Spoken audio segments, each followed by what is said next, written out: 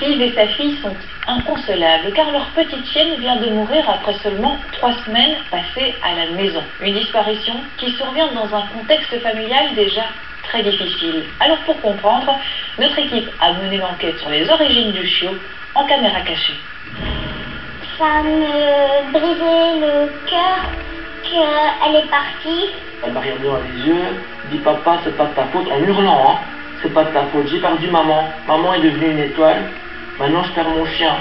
Pourquoi est-ce qu'on nous reprend toujours les êtres qu'on aime, quoi? À la mort de son épouse, la priorité de Steve est de consoler sa fille. Pour lui changer les idées, il décide d'acheter un chiot. Il est loin d'imaginer qu'il s'agit en fait d'un cadeau empoisonné. On m'avait appelée Chippy. Elle était des oreilles tendues comme ça. Elle était toute mignonne.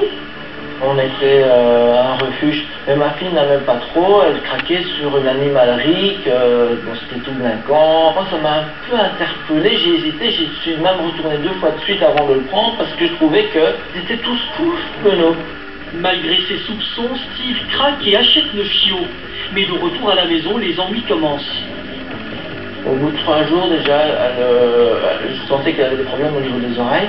La toux du chenil aussi parce qu'elle toussait énormément, diarrhée sanglante et des tremblements. J'ai téléphoné à mon vétérinaire, seulement bon, les médicaments elle remettait tout. Steve informe alors l'animalerie. Le responsable n'a pas l'air étonné et propose tout simplement de reprendre l'animal conformément à la garantie. Ça m'a révolté un petit peu parce que vous avez un enfant, il est malade, vous allez l'échanger. Vous avez craqué sur un chien, il est calme, il est gentil, il est aimable. Il est malade, vous allez l'échanger? Malgré l'acharnement de Steve, Chippy décède. 3 semaines plus tard, père et fille en sont persuadés. Chippy était déjà malade lors de son achat. Steve en veut au vendeur et se renseigne sur l'animalerie.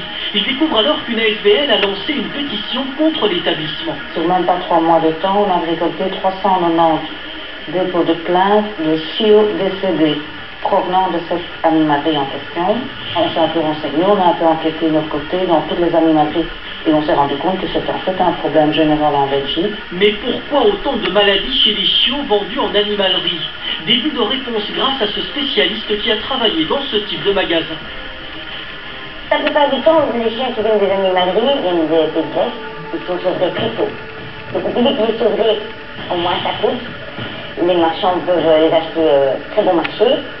Mais ils ne sont pas correctement vaccinés ou même pas correctement vermifugés. Dans le milieu de la protection animale, ces élevages des pays de l'Est sont connus sous le nom d'usines à chiots. C'est bien connu que la Belgique est la plaque tournante de trafic. Là-bas, c'est une marchandise, c'est tout. Vous cultivez les tomates, c'est pareil, quoi. Sur 100 chiens, il y a 40 chiots qui meurent avant d'arriver en Belgique.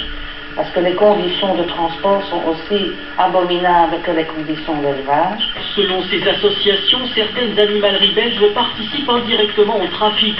Pour le vérifier, nous nous rendons dans le magasin d'où provient Chippy en nous faisant passer pour des clients.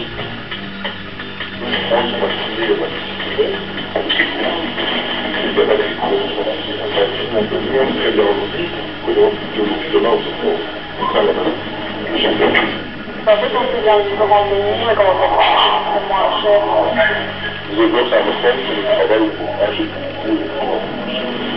Le vendeur reste vague, mais il nous avoue qu'effectivement, certains de ces chiens ne sont pas nés en Belgique.